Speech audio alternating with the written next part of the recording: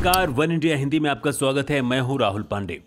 कर्नाटक के कॉलेज से हिजाब को लेकर शुरू हुए विवाद पर राजनीति बढ़ती जा रही है। एआईएमआईएम प्रमुख असद उद्दीन ओवैसी ने हिजाब विवाद पर एक बार फिर से ट्वीट किया है। ओवैसी ने एक वीडियो ट्वीट करते हुए कैप्शन में लिखा है, इंशाअल्लाह एक दिन एक हिजाबी प्रधानमंत्री बनेगी। ट्वीट किए गए वीडियो में ओवैसी कह रहे हैं कि हम अपनी बेटियों को इंशाअल्लाह अगर वो फैसला करती हैं कि अब्बा अम्मी मैं हिजाब पहनूंगी तो अम्मा अब्बा कहेंगे बेटा पहन, तुझे कौन रोकता है, हम देखेंगे। हिजाब नकाब पहनेंगे, कॉलेज भी जाएंगे, कलेक्टर भी बनेंगे, बिजनेसमैन एसडीएम भी बनेंगे और एक दिन इस देश में एक बच्ची हिजाब पहनकर प्रधानमंत्री बनेगी। ओवैसी के इस बयान पर बीजेपी ने निशाना साधा है। बीजेपी का कहना है कि असदुद्दीन ओवैसी का ये मुगलता ही रहेगा। जहां एक तरफ वो मुस्लिम महिलाओं को पर्दे पर रखना चाहते हैं तो ये उनकी तकियानूसी, संकीर्ण और कट्टरपंथी सोच है, लेकिन अब मुस्लिम महिलाएं और लड़कियां आगे बढ़ रही हैं और स्वावलंबी हो रही हैं। आपको बता दें कि इससे पहले असदुद्दीन ओवैसी ने हिजाब विवाद में पुट्टा स्वामी फैसले का हवाला देते हुए कहा था कि भारत का संविधान अधिकार देता है कि आप चादर ओढ़ें, नकाब ओढ़ें या फिर हिजाब ओढ़ें। पुट्टा स्वामी का जजमेंट आपको इस बात की इजाजत देता है, यह हमारी पहचान है। मैं सलाम करता हूं उस लड़की को जिसने उन लड़कों को जवाब दिया, डरने और घबराने की जरूरत नहीं। उत्तर प्रदेश में एक चुनावी रैली को भी संबोधित करते हुए ओवैसी ने कहा था कि कोई भी मुस्लिम महिला बिना किसी डर के हिजाब पहन सकती है। देश में हिजाब को लेकर विवाद कर्नाटक के उडुपी की एक यूनिवर्सिटी से शुरू हुआ था। कॉलेज में 6 छात्राएं हिजाब पहनकर क्लास में आई थी। इसके बाद इसी तरह के मामले कुंडापुर और बिंदूर के कुछ अन्य स्कूलों में भी नजर आए थे। इस विवाद ने तब और सियासी तापमान बढ़ा दिया जब एक और समूह ने छात्राओं के कॉलेज में भगवा गमछा, स्कार्फ और साफा पहनना शुरू कर दिया और जय श्री राम के नारे भी लगाए। इसके बाद देश भर में प्रदर्शन हुए। नौबत यहां तक पहुंच गई कि कर्नाटक के स्कूल कॉलेजों को 3 दिन के लिए बंद करना पड़ा और यह मामला अब कोर्ट तक पहुंच चुका है। सीबीआई ने शिपिंग कंपनी एबीजी शिपयार्ड के खिलाफ 22,842 करोड़ रुपए की धोखाधड़ी के मामले में केस दर्ज किया है। देश की निजी क्षेत्र की सबसे बड़ी शिपिंग कंपनियों में से एक एबीजी शिपयार्ड लिमिटेड पर आईसीआईसीआई बैंक के नेतृत्व वाले 28 बैंकों के कंसोर्टियम ने 22,842 करोड़ रुपए का फ्रॉड करने का आरोप लगाया है। बैंकों से धोखाधड़ी का यह सबसे बड़ा मामला है। बैंकों से इतनी बड़ी राशि का फ्रॉड पहली बार सामने आया है जिसमें सीबीआई ने केस दर्ज कर लिया है। इस कंपनी के कुल 8 लोगों के खिलाफ एफआईआर दर्ज की गई है। एफआईआर के मुताबिक घोटाले का समय अप्रैल 2012 से जुलाई 2017 तक बताया गया है। यह सीबीआई द्वारा दर्ज सबसे बड़ा बैंक घोटाला बताया जा रहा है। एसबीआई के डीजीएम ने गुजरात की कई कंपनियों पर 22,842 करोड़ रुपए के फ्रॉड करने का आरोप लगाया है। इस घोटाले को बैंकिंग फ्रॉड में अब तक का सबसे बड़ा घोटाला बताया जा रहा है क्योंकि यह नीरव मोदी से भी बड़ा घोटाला है। सीबीआई की एफआईआर के मुताबिक फ्रॉड करने वाली 2 कंपनियां मुख्य हैं। इसके नाम एबीजी शिपयार्ड और एबीजी इंटरनेशनल प्राइवेट लिमिटेड है। ये दोनों कंपनियां एक ही ग्रुप की हैं। बैंकों के संघ ने नवंबर 2019 में इस धोखाधड़ी की शिकायत दर्ज कराई थी। इसके बाद 2020 में बैंकों के संघ की ओर से एक नई शिकायत दर्ज कराई गई। जांच के बाद सीबीआई ने मामला दर्ज किया है। बैंकों की ओर से कंपनी को फ्रॉड अकाउंट में घोषित करने के 2 साल बाद एजेंसी ने एबीजी शिपयार्ड और उसके निदेशकों के खिलाफ यह कार्रवाई की है। सीबीआई के एफआईआर के मुताबिक फॉर्म पर आईसीआईसीआई बैंक पर 7,089 करोड़, आईडीबीआई बैंक पर 3,634 करोड़, एसबीआई बैंक का 2,925 करोड़, बैंक ऑफ बड़ौदा का 1,614 करोड़ और पीएनबी बैंक का 1,200 करोड़ का कर्ज है। एफआईआर के मुताबिक इस कंपनी के तमाम नियम कानूनों को ताक पर रखकर बैंकों के समूह को चूना लगाया है। बैंकों के साथ साथ एलआईसी को भी 136 करोड़ रुपए का चूना लगाया है। एसबीआई को 2,468 करोड़ रुपए का नुकसान हुआ है। आरोप है कि बैंकों से फ्रॉड किए गए पैसों को विदेश में भी भेजा गया है और काफी प्रॉपर्टी खरीदी गई है। तमाम नियम कायदों को ताक पर रखकर पैसा एक कंपनी से दूसरी कंपनी में भी भेजा गया है। बिहार में कोरोना के मामले कम होने के बाद कई राज्य सरकारों ने प्रतिबंधों में पूरी तरह से ढील देने का फैसला ले लिया है। इस बीच बिहार सरकार ने भी 14 फरवरी से कोरोना से जुड़ी सारी पाबंदियां हटाने का फैसला लिया है।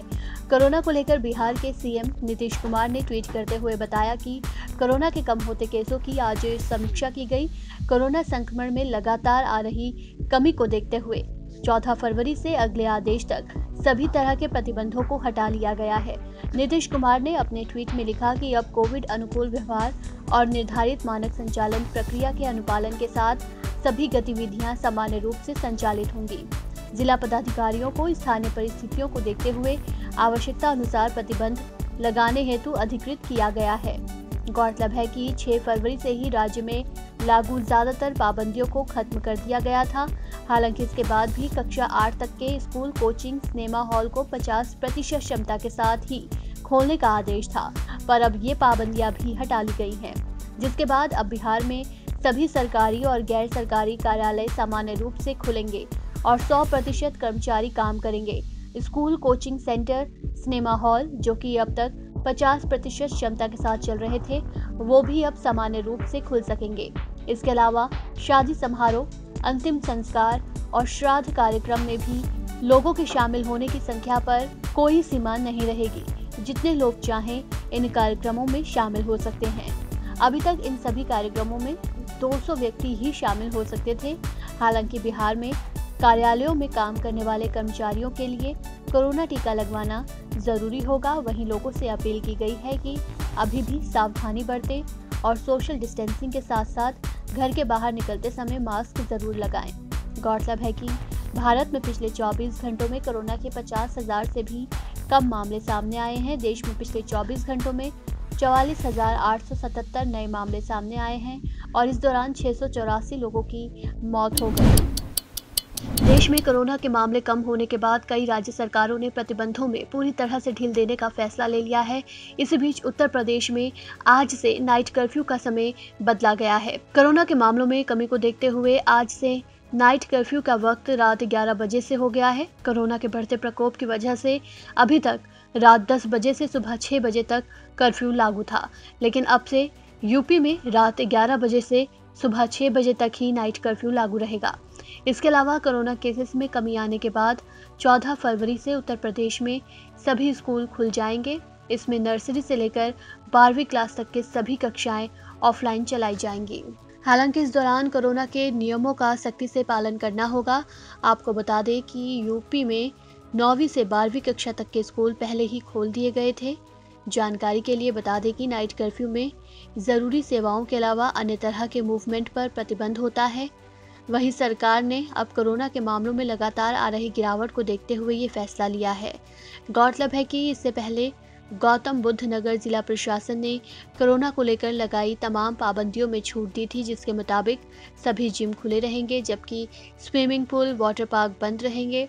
रेस्टोरेंट्स, फूड पॉइंट्स और सिनेमा हॉल अपनी क्षमता के साथ संचालित हो सकेंगे। इनमें कोविड हेल्प डेस्क स्थापित कर स्क्रीनिंग की व्यवस्था और मास्क लगाना जरूरी होगा। सभी सरकारों और निजी ऑफिस पूरी उपस्थिति के साथ खुल सकेंगे और ऑफिस में कोविड हेल्प डेस्क को स्थापित करना अनिवार्य होगा। गौरतलब है कि शनिवार को यूपी में 1776 नए कोरोना के मामले सामने आए थे, जबकि राज्य में 10 लोगों की मौत हुई थी। इस दौरान 3101 कोरोना संक्रमित मरीज ठीक हुए थे।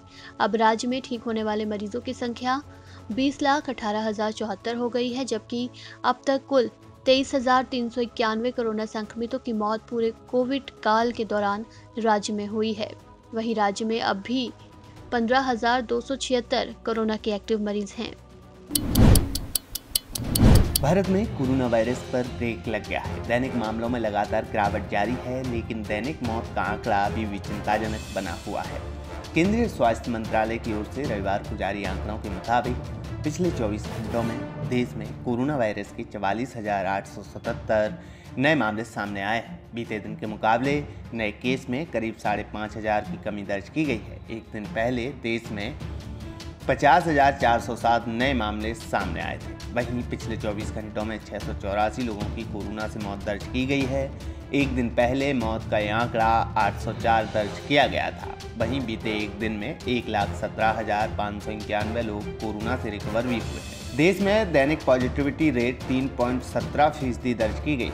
कोरोना महामारी की शुरुआत से लेकर अब तक कुल 4,26,31,421 लोग संक्रमण की चपेट में आए हैं। इनमें से 5,08,665 लोगों की मौत हो चुकी है, जबकि जबकि 4,15,85,711 लोग ठीक होने में सफल रहे। वहीं अब 5,37,045 सक्रिय मामले हैं जिनका इलाज जारी है। राज्यों की बात करें तो केरल में शनिवार को 15,184 नए संक्रमित दर्ज किए गए, जबकि यहां 38,819 लोग ठीक भी हुए हैं। इस दौरान 145 लोगों की मौत दर्ज की गई है। इससे पहले शुक्रवार को केरल में 16,012 नए संक्रमित दर्ज किए गए थे। वहीं महाराष्ट्र में शनिवार को 4,359 नए मामले सामने आए, जबकि इस दौरान 32 लोगों ने कोरोना से जान गंवा दी। इसी तरह कर्नाटक में बीते दिन 3,202 नए संक्रमितों की पुष्टि हुई। यहां शनिवार को 38 लोगों की मौत दर्ज की गई। तमिलनाडु में शनिवार को 2,812 नए मामले रिपोर्ट किए गए। इस दौरान यहां 17 और लोगों की मौत हो गई। उत्तर प्रदेश में बीते दिन 1,776 नए कोरोना मामले सामने आए, जबकि 10 लोगों ने कोरोना से जान गंवा दी। इसी तरह दिल्ली में कोरोना के 920 नए मामले सामने आए, जबकि यहां शनिवार को 13 लोगों की कोरोना से मौत हो गई।